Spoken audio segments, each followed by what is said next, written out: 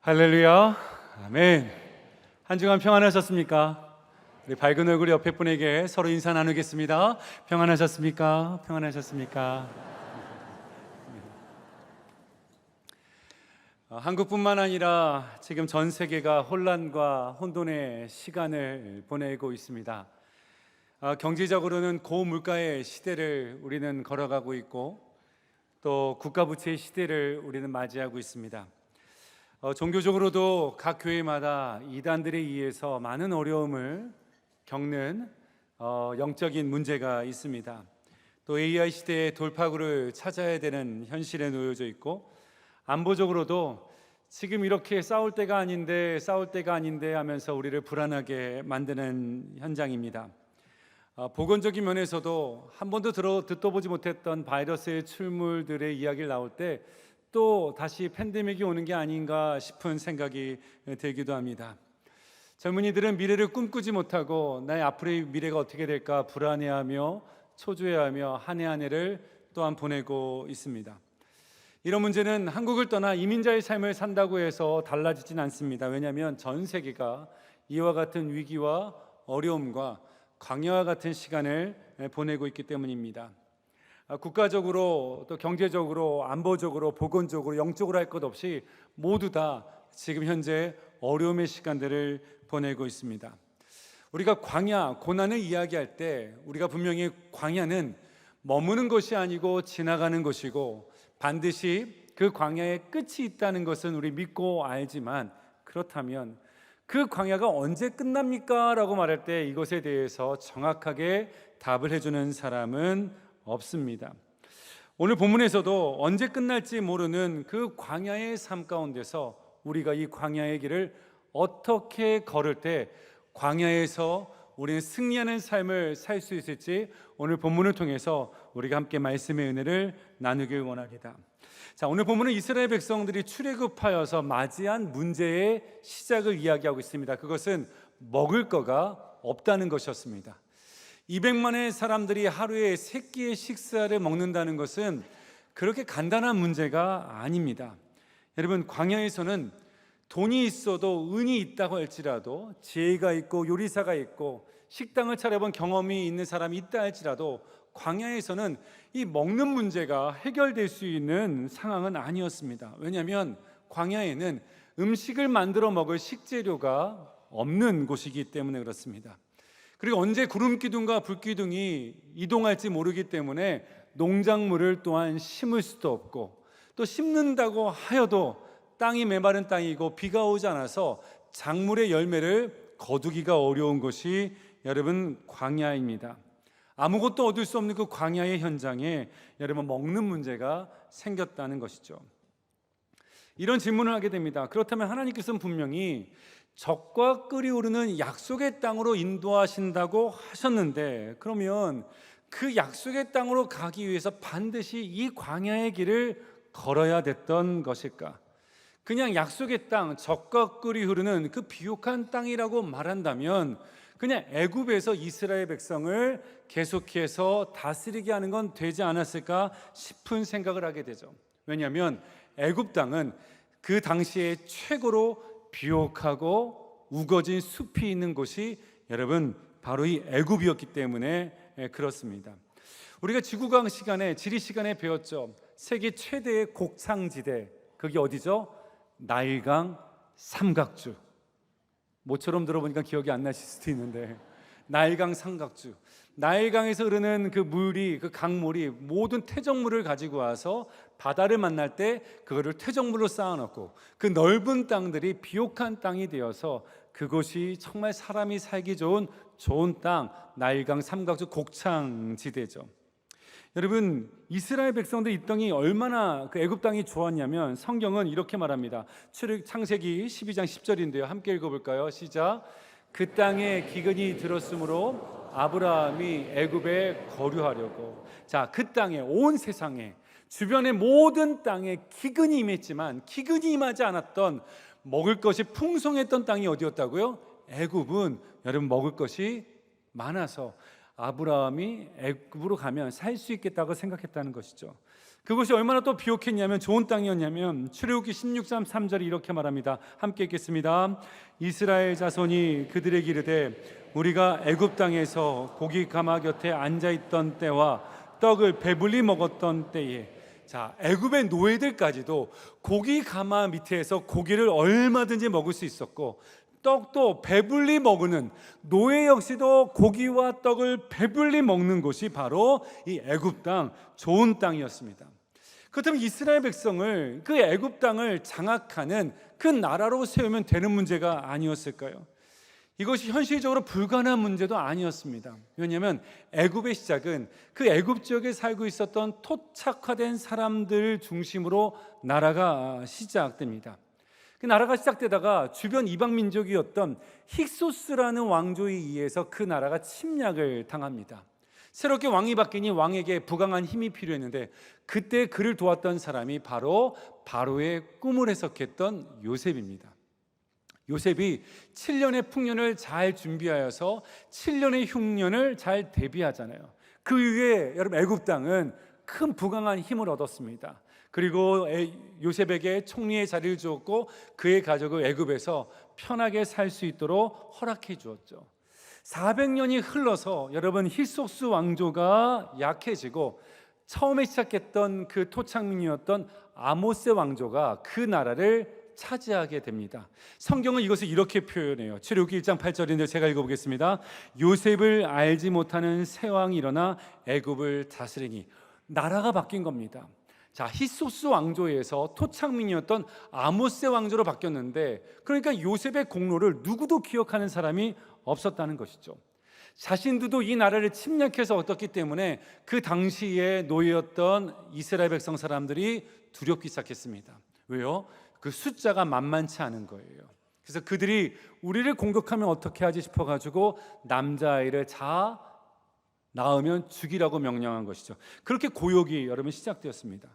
그렇다면 하나님께서 이스라엘 백성을 번성케 하셔서, 그리고 모세라는 왕이 준비되어 있잖아요. 이 나라를 차지하고 이 애굽 땅 안에 새로운 이스라엘 나라를 세우는 것, 이건 불가능한 것이 아닙니다. 그리고 너무나 합리적인 방법이에요. 쉬운 선택입니다. 그런데도 불구하고 왜 하나님은, 왜 이스라엘 백성에게, 그 자신이 사랑하는 이스라엘 백성에게 고난과 광야의 길을 걷게 하셨고, 뿐만 아니라 왜 하나님은 그 이스라엘 백성에게 원망을 들으면서까지 왜 이스라엘 백성을 광야로 인도하셨는가? 왜 그렇게 하셨는가? 아무리 생각해도 이 방법은 좋은 방법 같지가 않습니다. 오히려 애굽 땅에, 하나님께서 가장 비옥한 땅에, 적과 꿀이 흐르는 그 약속의 땅보다 더 좋은 땅에 이스라엘 백성을 새로운 나라로 세우시는 것, 이것만큼 합리적인 방법은 없을 겁니다. 그런데도 불구하고 하나님께서 왜 광야로 인도하셨는가? 우리가 광야에서의 승리를 알기 위해선 왜 하나님께서 우리를 광야로 인도하셨는지를 알 필요가 있습니다. 그래서 광야에서 승리하기 위해서 제일 첫 번째 우리가 해야 되는 것은 언제에서 왜로 우리가 시선을 옮겨야 합니다. 우리는 살면서 어려움과 강야를 만나면 제일 먼저 나오는 질문이 이겁니다. 왜 그러셨습니까? 라는 말보다도 먼저, 그렇다면 이 광야는 언제 끝나는 겁니까? 이 문제는 언제 해결되는 것일까요? 이 고난은 언제 끝날까요? 하나님, 올해 끝나는 겁니까? 내년에 끝나는 겁니까? 올해까지는 참겠지만 내년은 안 됩니다. 하나님, 올해까지는 견뎌보겠지만 내년은 안 됩니다. 하나님, 이 고난과 강야가 대체 언제 끝나는 것입니까? 우리가 고난을 만날 때, 광야를 만날 때 늘 하는 질문이 이렇습니다. 언제 이것이 끝날까? 언제 이 문제가 해결될까? 언제 이 어려움이 해결될까? 대체 언제 나는, 언제 이 문제로부터 자유케 될 수 있을까? 이게 우리들의 관심이죠. 하지만 하나님의 관심은 언제에 관심이 없습니다. 하나님의 관심은 오히려 우리를 광야에게 두신 그 이유와 목적에 관심이 있으시죠. 신명기 8장 2절에 이렇게 말합니다. 함께 읽어보겠습니다. 시작. 내 하나님 여호와께서 이 40년 동안에 너로 광야의 길을 걷게 하신 것을 기억하라. 이는 너를 낮추시며 너를 시험하사 내 마음이 어떠한지 그 명령을 지키는지 아니 지키는지 알려 하심이라. 아멘. 자, 하나님의 관심은 여기에 있습니다. 너희는 기억해야 된다. 언제 끝날지가 아니라 왜 너희가 이 광야길을 걸었는지, 왜 너희가 이 광야에 있었는지를 너희는 반드시 기억해야 된다라고 말씀하고 있습니다. 사랑하는 영가족 여러분, 광야는 단순한 고난과 단순한 어려움이 아닙니다. 광야는 우리를 광야에 두신 하나님의 분명한 목적과 이유가 있다라는 것이죠. 하나님 광야에서 저와 여러분을 하나님의 백성으로 삼고자 하시는 하나님의 뜻이 이 광야 가운데 담겨져 있습니다. 하나님 앞에서 겸손하고 하나님의 말씀을 지키고 행하는 자로 우리를 삼으시기 위해서 하나님은 우리를 광야의 길로 인도하신다는 것이죠.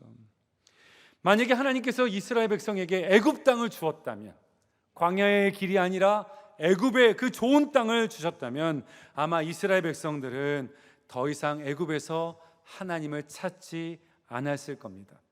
배부르게 하는 그 고기와 넘치는 고기와 그 배부른 떡 때문에 그들은 아브라함의 하나님, 이삭의 하나님, 야곱의 하나님을 그들은 찾지도 부르지도 않았을 거예요. 여러분, 세계 기독교 역사가 이것을 그대로 증명하고 있습니다.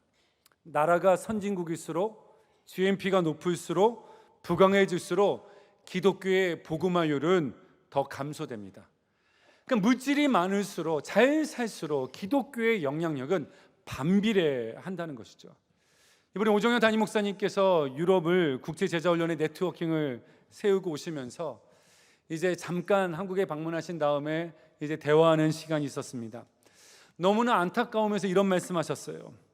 예전에 이 나라가 기독교 국가였는데, 예전에 이 나라가 하나님의 영역 주권으로 하나님의 통치를 선포했던 나라였는데 경제적으로 부강하고 잘 살게 되었고 세계 1등, 2등의 복지 국가가 되었는데 교회마다 젊은이가 없고 복음에 관심이 없고 그 큰 교회의 성전은 텅텅 비어 있으며 교회 건물은 오락 공간이 되었고 있는 교회마저도 동성애를 찬성하는 6색깔 무지개 깃발이 휘날리고 있는 것을 볼 때에 너무나 안타깝다라고 얘기하셨어요. 그래서 우리가 이 개혁주의 신앙을 가지고 유럽의 제자훈련의 복음화를 위해서 우리가 힘써야 되는 이유가 여기에 있다. 더 열심을 다해야 된다는 가슴 뜨거운 열정을 품고 오셨다는 이야기를 나눈 적이 있습니다. 그렇게 잘 사는데, 아니 우리를 잘 살기 위해서 기도해서 잘 살기 위해서 열심히 해서 왔는데 막상 잘 살고 나니까 오히려 영적으로 무너져버린 현실의 현장들을 보게 됩니다. 미국도 마찬가지입니다. 살고 있었던 LA 땅에서 가장 잘 살고 있다라고 말하는 비버리 hils에 가면 모든 부촌들과 모든 상점들 안에 6색깔 무지개가 달려있는 그 동성애를 찬성하는 그 깃발들이 모든 상점마다 여러분 꽂혀 있습니다. 스티커가 붙여 있어요. 이 회사는, 이 가게는 여러분을 환영하고 여러분을 축복합니다라는 6색깔 무지개의 그 스티커가 붙여 있습니다. 동성애를 찬성하는 교회들이 점점 늘어나고 있고 뿐만 아니라 목회자의 노후 대책이 잘 되어 있다는 그 교단마저도 이런 일에 앞장서고 있어요. 제가 섬겼던 교회 바로 옆에 여러분 동성애를 찬성한 정말 대표적인 교회가 있는데 심지어는 어디까지 이들이 이야기하냐면 플래카드가 하나 붙였습니다. 이런 플래카드였어요. 내용이었습니다. 이번 주일날 애완견과 애완동물을 다 데리고 오십시오. 안수기도 해드리겠습니다. 이게 실제로 일어나는 일들입니다. 팬데믹을 지나면서 많은 교회들이 새벽 기도를 안 합니다. 모이지 못하니까 기도의 소리가 작아졌습니다. 팬데믹이 끝나서 회복되니까 교회가 영적인 힘을 잃어버리게 됐어요. 편해지니까, 좋아지니까, 살만하니까 영적인 것에 관심이 없어졌습니다. 이런 교회만 그런 것이 아닙니다. 우리도 마찬가지입니다. 요즘 시대가 돈을 벌어야 된다, 부자가 돼야 된다, 점점 세상 사람들이 만문주의와 물질주의와 세속주의에 빠질 때마다 영적인 힘을 잃어버리는 현장들, 영적인 힘을 잃어버린 우리들의 삶의 모습을 보게 됩니다. 최근에 많은 분들이 후회하신다고 하더라고요. 믿는 사람이나 믿지 않는 사람이나 참 많이 이럴 걸 저럴 걸 후회를 한다고 하는데, 하나님의 사람들의 후회와 반성은 내가 하나님 앞에 순종하지 못했던 것, 말씀대로 살지 못했던 것, 사랑으로 섬기지 못했던 것, 용서하지 못했던 것, 헌신하지 못했던 것을 회개하고 후회하고 반성해야 되는데, 믿는 사람이나 믿지 않는 사람이나 요즘은 항상 이렇게 후회한다고 합니다. 그때 그 주식을 샀었어야 되는데, 그때 그 금을 팔았어야 되는데, 계속해서 이런 후회만 하고 있다는 것이죠. 그래서 하나님 우리를 여러분 광야로 인도하시는 거예요. 왜요?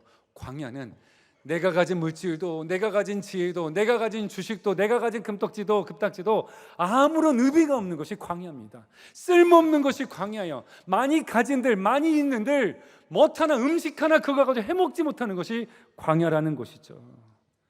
여러분, 광야는 절대 편한 곳이 아닙니다. 원망과 탄식이 나올 수밖에 없는 것이에요. 그래서 이스라엘 백성들이 광야에 있을 때 이들은 항상 원망했어요. 출애굽기 16장 2절이 이렇게 말합니다. 함께 읽겠습니다. 이스라엘 온 회중이 그 광야에서 모세와 아론을 원망하며, 그러니까 광야 가운데 원망밖에 타 나오지 않는 곳이 이 광야의 현장이었습니다. 어찌 보면 이 원망은 당연할지도 모르겠어요. 먹을 것이 없어요. 필요한 것이 없습니다. 있어야 될 것이 없습니다. 우리 주변에 보면 밥 한 끼만 안 먹어도 여러분 신경이 예민해진 분들이 있잖아요. 나 오늘 건들지 마라, 밥 안 먹었다, 이런 분도 있잖아요. 예. 여러분, 만약에 우리 자식이, 내 사랑하는 자식이 먹을 것이 없어서 엄마 밥 주셔야 한다면 그 현실 가운데 가만히 있을 부모는 없을 겁니다. 답답하고 누군가 탓하고 싶고 누군가 잡아야 되겠다 생각할 수밖에 없을 거예요.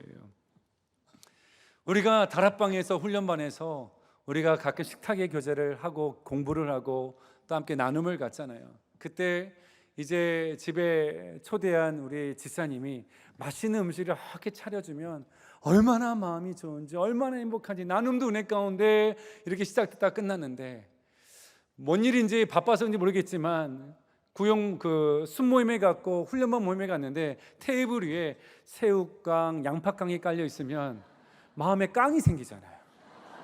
땡깡 부리고 싶고. 이게 말이 되냐?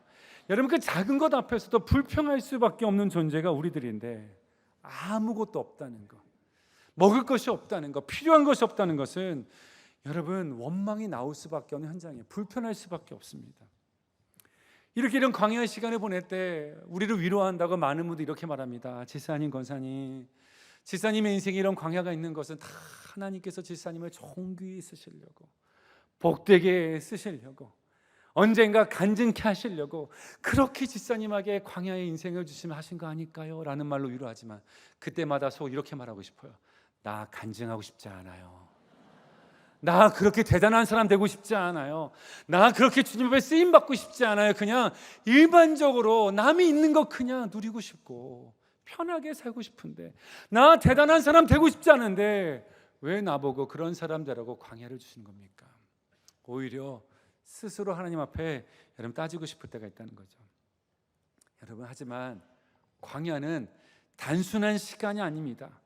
우리는 광야가 끝났다라는 것으로 우리의 인생이 정의가 되는 것이 아니에요. 왜 하나님께서 우리에게 광야를 주셨는가? 우리는 거기에 관심과 시선을 가져야 돼요. 그것은 하나님께서 저와 여러분을 하나님을 찾고 하나님을 부르고 하나님의 백성 되게 하기 위해서, 하나님의 말씀 앞에 순종하는 자녀로 삼기 위해서 하나님은 저와 여러분을 광야로 인도해 주셨는 줄 믿습니다. 그 목적을 아는 것, 그 이유를 아는 것이 여러분 광야에서의 승리가 됨을 믿습니다. 두 번째로, 광야에서의 승리 위해서 우리가 무엇을 해야 될까요? 광야에서의 승리를 위해서 두 번째는 순종이 우리들의 삶이 되어야 합니다. 자, 오늘 본문 출애굽기 16장 4절 우리 함께 읽어보겠습니다. 시작. 때 여호와께서 모세에게 이르시되 보라, 내가 너희를 위하여 하늘에서 양식을 비같이 내리니니 백성이 나가서 일용할 것을 날마다 거둘 것이라. 이같이 하여 그들이 나의 율법을 준행하나 아니하나 내가 시험하리라. 아멘. 하나님께서 광야를 통해서 보고 싶었던 것이 있었습니다. 그게 뭐냐면 너가 나의 명령을 순종하냐 순종하지 않는가, 따르냐 따르지 않느냐를 보길 원했다는 것이죠. 신명기 8장 2절에서도 그 명령을 지키는지 아니 지키는지 내가 알고 싶다라고 말씀하셨습니다. 그렇기 때문에 하나님께서 하신 명령은 참 지키기 어려운 명령이었습니다. 출애굽기 16장 4절에 이렇게 말하죠. 너희가 먹을 것을 얻기 위해선 먼저 나가야 된다라고 말씀하셨어요. 이스라엘 백성이 살고 있는 집 밖으로 나가라고 했습니다. 그냥 집 앞에 있는 텐트 밖으로 나가라는 말이 아니라 집 밖으로 나가야 되는데, 이스라엘 백성은 200만의 사람이 이렇게 움집되어 모여있는 상황이었습니다. 그렇다면 200만의 사람을 뚫고 집 밖으로 나가야 된다면 그 가는 길은 절대 가까운 길이 아닙니다. 수킬로를 걸어서 가야 되는 길이 그 길이었다는 거예요. 그리고 한 번도 듣도 보지 못했던 말씀합니다. 너가 진 밖을 나아가면, 광야로 나아가면 그것을 하늘에서 무엇인가 내릴 텐데 그것을 가져다가 밥을 해 먹어라. 이것이 너 음식이 될 것이다. 여러분, 하늘에서 음식이 내린다, 이 자체가 말이 안 되는 겁니다. 지금까지 광야의 길을 걸어왔는데, 걷기까지 아무런 일이 없었는데 거기에 뭐가 내려져 있다고? 말도 안 되는 거예요. 도저히 순종할 수 없는 말씀을 이스라엘 백성에게 말씀하셨다는 것이죠. 여러분, 이때 이 말씀 가운데 분명히 순종하지 않았던 사람들은 이유가 있었을 거예요. 이런 부류들은 순종하지 않았을 겁니다. 첫 번째 부류는 누구냐면, 애굽에서 나올 때 음식을 넉넉히 싸가지고 온 사람들. 그 사람들은 믿을 만한 게 있으니까, 아직 먹을 게 남아있으니까 그들은 그 말씀이 귓등으로도 들리지 않았을 겁니다. 아직 믿을 만한 구석이 있다. 두 번째, 어떤 사람은 순종하지 않았을까요? 그냥 믿지 않는 거예요. 불순종하는 겁니다. 마음이 간팍해서 이게 말이 돼? 어떻게 말도 안 되는 이야기를 해? 그 말씀 자체를 따르고 싶지 않았던 사람들은 순종 안 했을 겁니다. 하지만 이런 광야는요, 순종하지 않으면 살 수 없는 것이 광야입니다. 믿었던 음식도 언젠간 사라집니다. 그냥 막연하게 강팍한 마음으로 불순종하기에는 배고픔을 참을 수가 없습니다. 그래서 그것이 억지로든 순종을 할 수밖에 없는 것이 광야라는 것이에요. 우리가 즐겨 부르는 찬양 가운데 광야라는 CCM 곡이 있는데요, 그 찬양 가사 가운데 이런 가사가 있습니다. 후렴부에 보면 광야는 주님만이 내 도움 되시고 주님만이 내 빛이 되시며 주님만이 내 친구 되시는 광야. 주님 손 놓고는 단 하루도, 주님 손 놓고는 단 하루도 살 수 없는 곳, 그 광야. 나는 그 광야에 서 있네. 주님의 손을 놓으면, 오늘도 주님의 말씀에 순종하지 아니하면 하루도 살 수 없는 그 곳, 그것이 광야다라는 것이죠. 여러분, 광야는 순종해야만 살 수 있는 곳입니다. 내 가진 모든 것도 아무런 의미가 없는, 오직 말씀에 순종해야만 살 수 있는 것, 그것이 광야인 것이죠. 우리가 자녀를 키울 때 자녀들이 그 부모의 꼭대기에 쓰려고 할 때가 있어요. 아이들이 학교를 다닐 때 모르는 수학 문제를, 산수 문제 갖고 오면 이렇게 풀어줍니다. 그러면 아이들이 너무나 놀래가지고 이야, 아빠 대단하다 이렇게 할 때가 있어요. 그러다가 3학년 4학년 지나다 보면 자기가 세상에서 수학을 제일 잘하는 줄 알고, 그때부터 아빠가 풀어주려고 해도 돈 필요 없다, 다 한다고 이렇게 말할 때가 있습니다. 다 한다고. 그러면서 오히려 저를 테스트합니다. 아빠, 그럼 이거 문제 알아? 말해봐. 12 곱하기 12는 뭐야? 144. 이야, 대단한데? 이렇게 얘기할 때가 있어요. 그러다가 자기가 제일 수학을 잘하는 줄 알아요. 그러다가 자기가 못 푸는 문제가 왔을 때, 낑낑대면 못 푸는 문제가 왔을 때 딱 저한테 갖고 와요. 그럼 제가 싹 풀어줍니다. 그럼 그때부터 우리 아들이 겸손해져요. 어찌나 겸손한지 시키는 대로 다 합니다. 물 가져라, 물 가져오고 다 갖고 와요. 왜요? 내 힘으로 안 된다는 것을 깨달을 때, 아, 이 문제는 내가 못 풀어, 이 문제 내가 풀 수 없어라고 깨달을 때, 그때 뭐예요? 누군가를 의지하게 된다는 거예요. 그것이 광야입니다, 여러분. 광야는 하나님의 손을 놓고서는, 순종하지 않고서는 살지 못하는 것이 광야예요. 그래서 광야를 우리는 순종학교라고 말하는 것이죠. 하나님이 이스라엘 백성을 낮에는 구름 기둥과 밤에는 불 기둥으로 인도하시죠. 뜨거운 태양빛에 타 죽지 말라고 구름 기둥을, 추운 밤에 얼어 죽지 말라고 불 기둥을 내려주십니다. 이것은 하나님의 전적인 이스라엘 백성을 향한 사랑이고 은혜이고 보살핌이고 보호하심이에요. 하지만 이 하나님의 은혜와 사랑과 보살핌을 누리기 위해서 이스라엘 백성이 해야 되는 건 뭐예요? 순종해야 됩니다. 새벽에 고난 잠을 자고 있는데 갑자기 불기둥이 움직입니다. 나 더 자겠다, 여기 자겠다고 하면 얼어 죽는 게 광야고요. 낮에 힘이 있다고, 나 저기 가겠다고 빨리 가자고 서둘러서 그 구름 기둥을 벗어나면 뜨거운 태양빛에 메말라 죽는 곳이 광야입니다. 순종하지 아니하면, 주님을 따르지 않으면 살 수 없는 그 광야. 그래서 여러분, 우리가 순종이 우리의 삶이 되면, 순종이 나의 삶이 되면 그때부터 우리는 광야에서의 승리의 길을 우리는 걷게 되는 것이죠. 우리가 순종하는 자가 되면 그때부터 더 이상 우리의 삶에 하나님께서 광야를 두실 필요가 없게 된다는 것입니다. 그래서 우리는 순종이 삶이 되어야 되는 거예요. 제자 훈련하면서 순종을 삶으로 살아갔던 한 여자 집사님의 이런 간증이 있었습니다.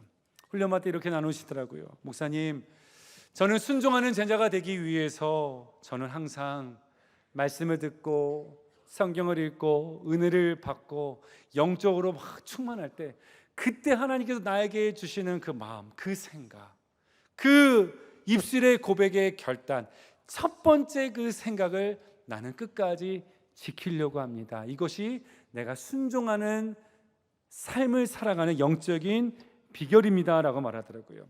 그래서 더 설명을 이렇게 해주었습니다. 내가 은혜를 받아서 말씀 앞에 또 그렇게 살겠다고 결단하고 순종한 다음에 시간이 이렇게 좀 지나면 두 번째 생각이 저 안에 이렇게 들어온다는 겁니다. 두 번째 생각은 이렇다는 거예요. 안 해도 되지 않을까? 너무 피곤할 것 같아. 누가 알아주긴 할까?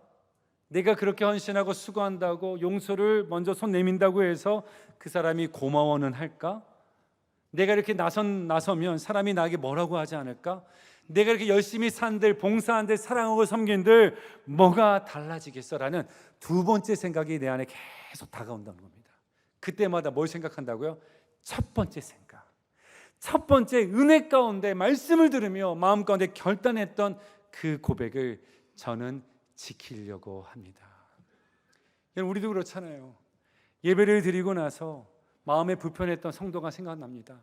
그 권사님, 그 집사님 찾아가서 그래, 내가 먼저 이름을 불러주고 인사해줘야지 라는 마음을 듣고 나가다가 문 밖을 딱 나가면 굳이 그럴 필요가 있을까?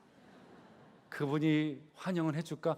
그런 마음이 들어서 획 하고 지나갈 때가 있잖아요. 우리는 마음 안에 순종을 결단하고 나서도 순종하지 말아야 될 7가지 법칙을 찾고 순종하지 말아야 될 100가지 이유를 만들어내면서 이래서 내가 안 한 거야라고 핑계를 대고 있잖아요. 여러분, 우리는 순종이 우리의 삶이 되어야 될 줄 믿습니다. 광야라는 것이 세컨 옵션이 없는 것이에요. 오직 하나님의 말씀 앞에 순종하지 않으면 나는 죽어. 하나님께 순종하지 않는 날 살지 못해. 이 생각, 순종이 삶이 될 수밖에 없는 것이 광야라는 것이죠. 그렇다면 광야에서의 진정한 승리는 무엇일까요? 그것은 저와 여러분이 순종이 삶이 될 때, 순종이 여러분이 삶이 될 때, 그때 진정한 광야에서의 승리가 우리 가운데 임하게 된 줄 믿습니다. 마지막으로 광야에서의 승리를 위해서 우리는 무엇을 해야 될까요? 세 번째는 변화를 여러분 기대하셔야 됩니다. 자, 하나님께서 이스라엘 백성을 광야를 인도하시면서 이스라엘 백성을 하나님이 원하시는 하나님의 마음이 합한 하나님의 백성으로 변화시켜 주셨다라는 것이죠. 역사적인 부흥을 봐도 항상 역사적인 부흥은 광야가 있을 때, 고난이 임했을 때 여러분 부흥이 임했습니다. 인도의 기독교의 부흥의 역사도 영국의 식민지라는 힘든 시기, 광야 시간 가운데 부흥이 임했고, 우리 한국의 영적인 부흥도 일제 강점기 시대에 교회는 순수한 부흥의 길을 걸었습니다. 그리고 여러분, 우리가 많이 알고 있는 부흥의 역사에 보면 항상 여러분 고난의 때가 있었어요. 아주사 대부흥 운동도 흑인 빈민가에서 누구도 관심받지 않은 그 땅에서 아주사의 부흥 운동이 있었고, 그리고 미국의 시카고 부흥 역시도 시카고 대부흥의 화재 사건 이후에 하나님의 귀한 그 무디와 같은 너무나 귀한 사람들이 세워지는 역사가 있었습니다. 그다음 광야의 길을 걸을 때 여러분, 우리는 하나님께서 광야 가운데 나를 빚으시고 나의 영적인 걸 회복시켜 주시고 부흥케 하신다는 하나님이 나를 만지시고 빚으시는 그 손길을 여러분 기대해야 된다는 것이죠. 이스라엘 백성들이 가장 하나님의 백성다웠던 그때가 언제였냐면 광야였습니다. 광야를 들어갈 때에는 이스라엘 백성 하나님 원망하는 자들이었어요. 광야가 끝나 약속의 땅에 들어가고 나서도 시간이 흘러서 이들은 하나님을 알지 못하는 세대가 일어나니 하나님 앞에서 악을 행하는 자가 되었다라고 말합니다. 그 광야라는 시간은 하나님 앞에서 하나님의 백성으로 가장 귀하게 만들어지는 시간이었다라는 것이죠. 그렇다면 지금 광야의 시간을 걷는 분들은 이 시간에 하나님께서 나를 빚으시고 만들어 가고 계심을, 변화시켜 주고 계심을 여러분 기대하며 이 시간을 보낼 수 있는 저와 여러분들에게 주의 이름으로 소망합니다. 여러분, 제 인생에도 여러분 광야의 시간이 있었습니다. 저희 아버님께서 목회를 하시다가 60세 때 뇌출혈로 쓰러지셨습니다. 그때 제가 신학대학교를 들어간 그 첫 입학하는 해였어요. 제가 아는 저희 아버지는 참 제가 존경하는 분이었습니다. 오직 하나님을 사랑했고 교회를 사랑했고 영혼 사랑에 온 힘을 다하셨던 분이십니다. 늘 정직하셨고 하나님 앞에 거룩함과 두려움으로 사셨던 아버지를 저는 너무나 존경하고, 너무나 저는 아버지가 불편하기도 했지만 되게 또 사랑도 하고 그런 거 있잖아요. 아버지란 존재는 사랑도 하지만 불편하고 그런 존재.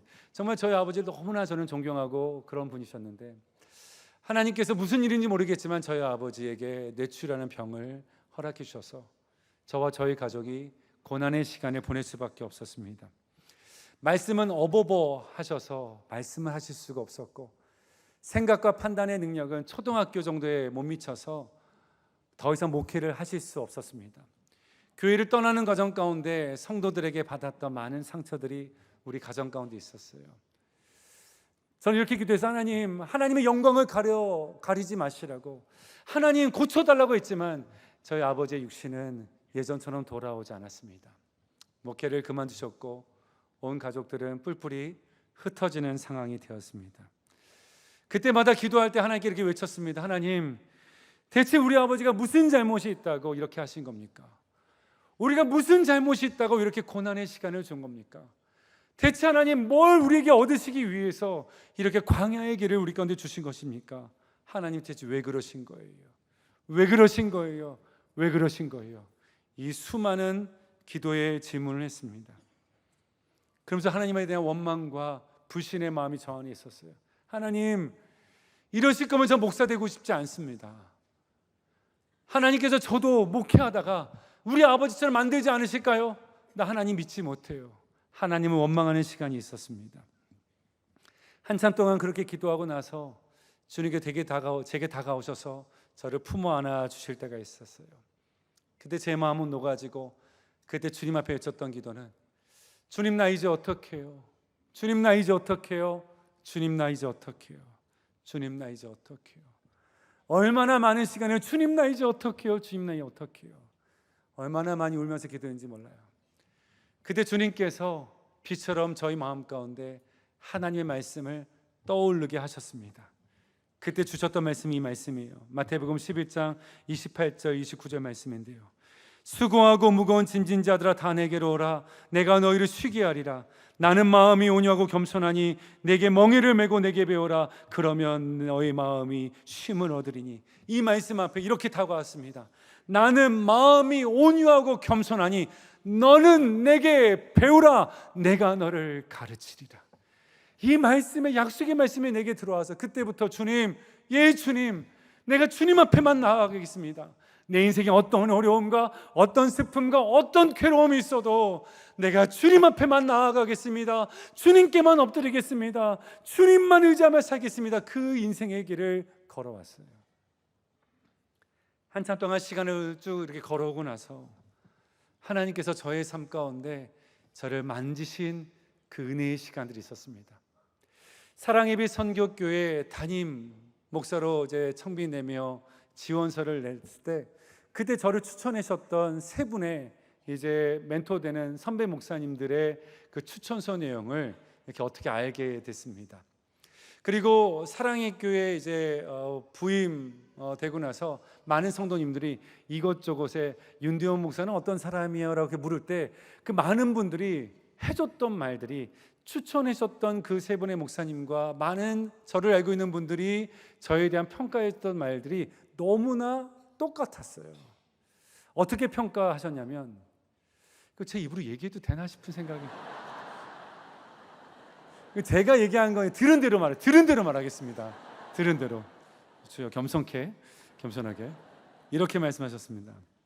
윤대호 목사는 마음이 참 온유하고 겸손한 사람입니다. 이 고백을 하셨다는 거예요. 제가 그렇게 되려고 애쓴 것도 아닙니다. 오직 하나, 나는 마음이 온유하고 겸손하니 너는 내게 배워라. 내가 걸을 살리라. 이 말씀 붙잡고 늘 살았는데 하나님께서 저를 이와 같이 빚으시고 만들어 가셨던 거예요. 저는 완성됐다고 생각하지 않습니다. 오정현 담임 목사님도 저를 볼 때마다 이렇게 말씀하세요.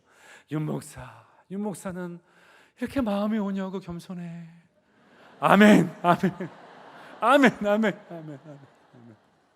전 그렇지 않은 것 같은데 하나님께서 저렇게 빚어져 가시는 걸 보게 됩니다.